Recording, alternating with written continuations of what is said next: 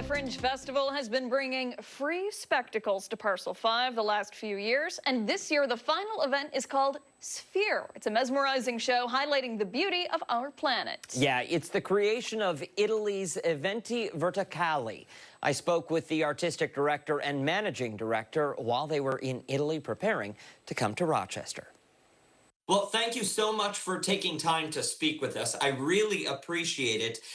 So how did eVenti Verticali come to be? La domanda? Come è nata? eVenti Verticali was born in 2006, so 19 years ago, from an idea, my idea with my brother, Luca. And we developed the idea of performing on vertical spaces, so like building towers using ropes, let's say, and bringing acrobatics, but at the same time theater. So we developed the idea of the vertical theater. That's our way to define this kind of activity. Then we start. It's a long story. Sorry, I try to be. No, it's okay.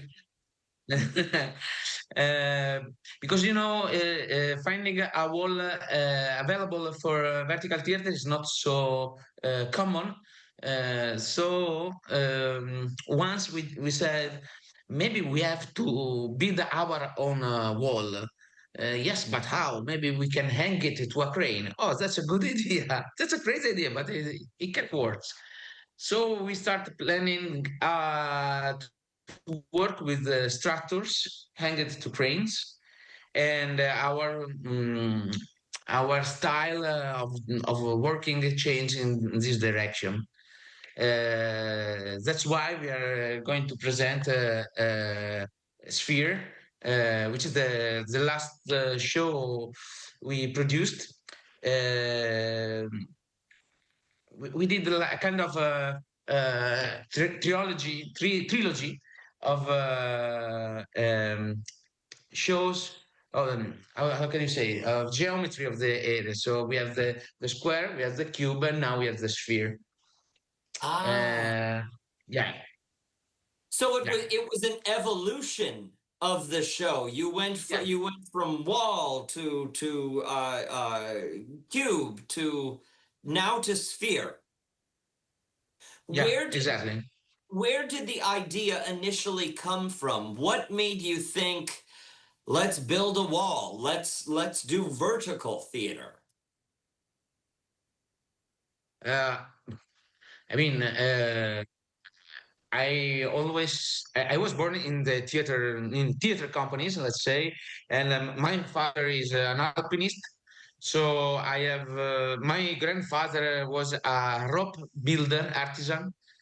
So I have the idea of the vertical in my blog, let's say, somehow. So I'm everything in my life is strictly connected to ropes and vertical environment, let's say.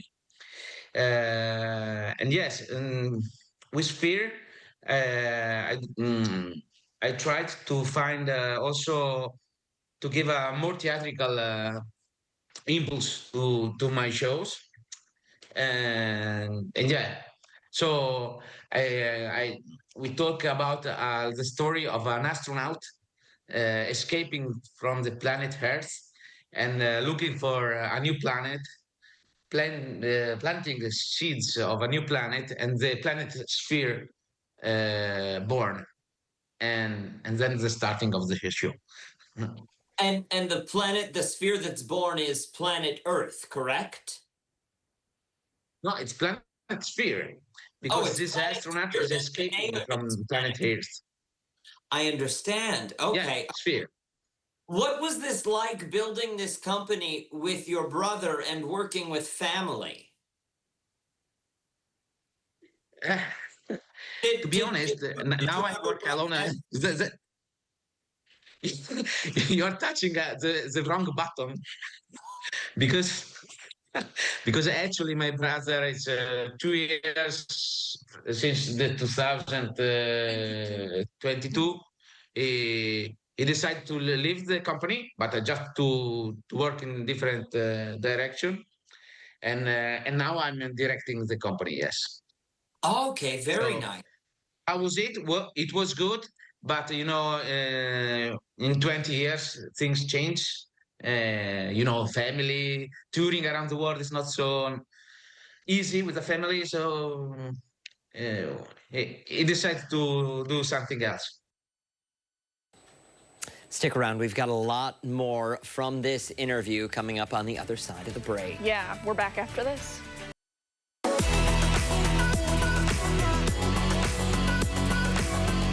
Welcome back to ARC Rochester. Before the break, we were getting our first look at Sphere, the spectacle that will be part of the free finale of the Rochester Fringe Festival. Here's part two. When you come to perform in Rochester, what can the audience expect? I watched some video of Sphere, and it's quite a spectacle, quite a show. How would you describe that for people? Well,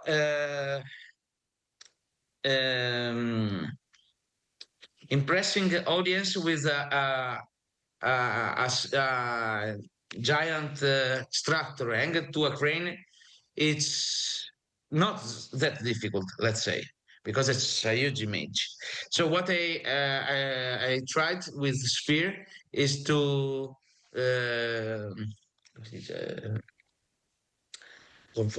confuse the audience. So we start the show with the street theater techniques. So we have some characters coming out from the street, from the square, behind the audience, because of course they are expecting a show in front of this big crane, but no, the show starts from behind, in the middle of the audience.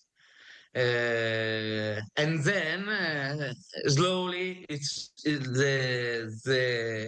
the show moves to the crane and then into the air, and it slowly grow up, because actually of course the sphere is an inflatable sphere, so in the beginning it's deflated, so it inflates in front of the audience, so it's crescendo, it's a crescendo si dice. It's a crescendo. Ah, very nice. So they're coming from within the audience and starting on the Exactly. ground, going vertical from there. Exactly. Exactly. Yeah. From what I've seen, it truly is spectacular. It looks incredible. Thank you. Absolutely. Claudia, why is planet Earth? I want to ask you, why is this the theme for the show, Planet Sphere? What does that mean for you?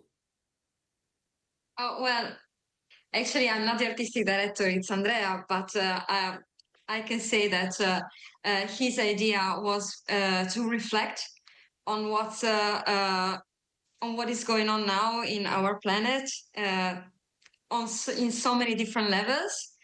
And so the idea of the charter looking for for a better world, actually.